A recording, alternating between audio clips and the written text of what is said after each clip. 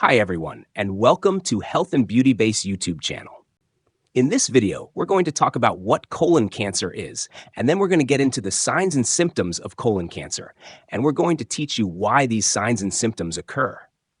So, colon cancer, or colorectal carcinoma, or colorectal cancer, is a cancer involving the large intestine and/or rectum. If we look at the gastrointestinal system, here's the esophagus going into the stomach. This leads into the small intestines, which wind around in the abdomen, eventually leading to the large intestine. There is the ascending colon, the transverse colon, the descending colon, the sigmoid colon, and eventually to the rectum and to the anus. Any part of the large intestine or the rectum may be involved in this cancer. What happens is there may be a tumor or growth that may affect the right colon, which would be this area on this side, as we are looking directly on the patient. The left colon may be affected, or the rectum may be affected. And what happens is a malignant growth arises from a previous polyp. That polyp may have been developing for many years. Now, colon cancer is the fourth most common type of cancer. Most cases of colon cancer are going to be related to several risk factors that we're going to talk about in a moment, but an estimated 5% of cases are attributed to genetic causes, one of them being familial adenomatous polyposis, and the other one being Lynch syndrome. Colon cancer is also the most common cause of large bowel obstruction in adults, which can also lead to some other signs and symptoms we're going to talk about later on in this video. Several factors can increase the risk of developing colon cancer. One of them is older age, which is the most important risk factor. Particularly past the age of 50, older than 50 becomes a significant risk factor for developing colon cancer. We can also see it with low fiber intake. So a chronic or long history of consuming low fiber can be an associated risk factor for colon cancer. A family history, particularly if a first-degree relative has had colon cancer before the age of 50, is another important risk factor to note. Additionally, a history of inflammatory bowel disease, particularly ulcerative colitis, is also a risk factor for colon cancer. But the topic of this video is the signs and symptoms of colon cancer. Before we get into the signs and symptoms, it's important to note that colon cancer may be asymptomatic, meaning it might not present with any symptoms at all. However, if it does, it can present with a variety of symptoms and complications. So, we just mentioned that colon cancer may be asymptomatic, and oftentimes, the onset of signs and symptoms of colon cancer occurs with advanced disease. One of those symptoms is going to be abdominal pain. So oftentimes, abdominal pain is going to be the most common symptom that presents to the clinic, and oftentimes that abdominal pain may be caused by a partial or complete obstruction by the tumor or the growth, or the pain may be related to invasion of the tumor into the peritoneum. That could also be a reason for that abdominal pain as well. Another very important sign of colon cancer is stool changes. So the caliber of the stool can change. And you can imagine that if there is a tumor within the large intestine, the stool has to pass by that tumor. That can change the shape of the stool. So what can happen is the shape of the stool can become very thin. It can be pencil-shaped stool. The reason is because, again, that tumor is going to be something that the stool is going to have to get around.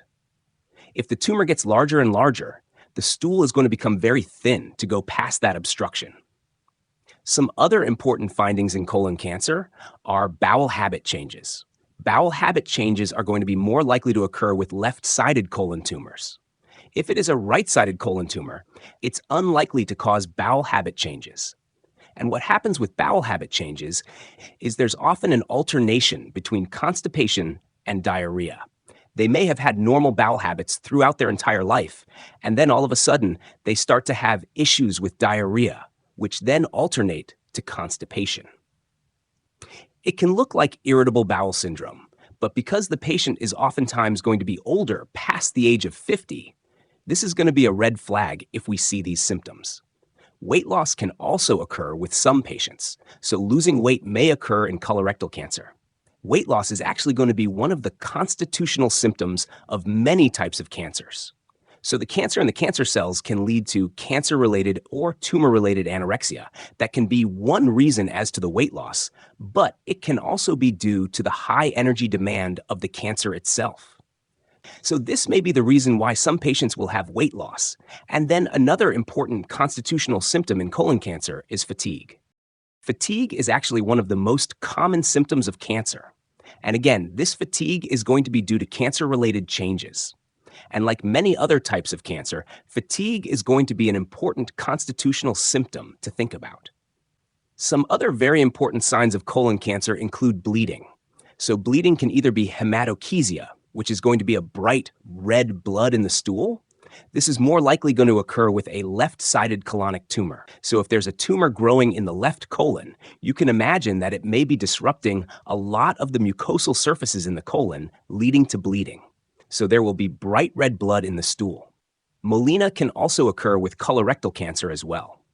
Melena is going to be a black, tarry, and smelly stool. This is more likely to occur in right-sided colonic tumors if it does occur. So the reason is because it gives colonic bacteria more time to digest that blood. So if the tumor is on the right side of the colon, that bleeding may be a slow bleed.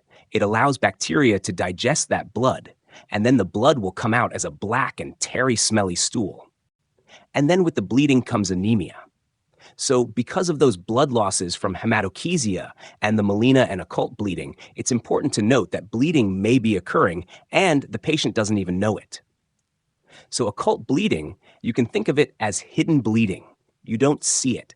So blood losses from those sources can lead to anemia, a low red blood cell count. And the ultimate reason that this happens is because of iron deficiency. Because of that blood loss, the patient is also losing iron, and eventually that iron is not going to be replaced enough, and it's going to lead to iron deficiency anemia. It's also important to rule out other causes that may be leading to this iron deficiency anemia. But if you see iron deficiency anemia in an older patient, it's very important to look out for colon cancer. Along with this iron deficiency anemia, we see signs and symptoms of iron deficiency anemia, including fatigue, pallor, shortness of breath, and some other interesting findings like pica. Patients with colon cancer can also experience weakness. This may be related to anemia. A palpable or a mass that you can feel may also be found in some patients with colon cancer. So an abdominal mass may become palpable, especially with right lower quadrant masses. So if you look here, the abdomen is split into 4 quadrants using the belly button of the umbilicus as the midpoint. So right upper quadrant, left upper quadrant, right lower quadrant, and left lower quadrant. Oftentimes, if there is a tumor in the right colon and it's in the right lower quadrant, it may be palpable. So there may be a right lower quadrant mass in some patients. There are signs and symptoms of a large bowel obstruction that can occur as well. We talked about colon cancer being the most common cause of large bowel obstruction in adults. So there can be signs and symptoms of a large bowel obstruction, and this large bowel obstruction is going to be more likely to occur with a left-sided colon tumor. So what can be noted is the following: constipation and obstipation. So constipation is going to be decreased frequency or an increased consistency of stool. We talked about that being part of the altered bowel habits that can occur with colon cancer. But you can imagine that if the tumor has grown so large that it completely blocks the lumen of the large intestine, nothing can pass it. So either very little stool or no stool at all may pass that obstruction. If it is completely obstructed, then no stool will pass. There will be a cessation of bowel movements, and then there may even be obstipation or no passing of flatus. Again, that very large tumor may be in the way, causing a complete obstruction, allowing no stool or flatus to pass it. So this can occur in some patients. Nausea and vomiting can then ensue with these patients. This is going to be due to decreased gastrointestinal motility. You can imagine that if there's a big blockage in your gastrointestinal tract, eventually everything's going to back up and it's going to cause nausea and vomiting for the patient. Some other signs and symptoms of a large bowel obstruction include abdominal distension. This is due to increasing volume of air and gas within the gastrointestinal system from the obstruction. Again, this is going to be a complete obstruction. If no flatus can pass the obstruction, the air is going to build within the gastrointestinal tract, causing this abdominal distension, and the severity depends on the location of the obstruction. Some patients may also experience a fever, so an increase in body temperature. This may occur if there is bowel strangulation or if a perforation occurs. If there's a complete obstruction and air and gas and stool contents begin to build up within the gastrointestinal system, the bowels may begin to dilate and perforation may occur. And this is going to lead to gastrointestinal or colonic bacteria escaping and getting into the surrounding areas into the peritoneum. This is going to cause an infection and a fever in some patients. And then there can be some signs and symptoms of rectal cancer. These include tenesmus. So tenesemus is a feeling or sensation of urge to defecate. And then there can also be a sensation of incomplete evacuation. So you can imagine that if there's a large tumor in the rectum, the patient can sense this, and they may feel that there is something there, that there's an incomplete evacuation. So this can be very important to recognize as well. And then there is signs and symptoms of metastatic disease. Cancer from the colon can spread to other parts of the body. Some of these include the liver. So there may be issues with liver disease if there's enough spread of the cancer. The spread of colon cancer to the liver is through hematogenous spread via the portal vein. So again, it can cause signs, symptoms of liver disease. Lungs can also be impacted as well.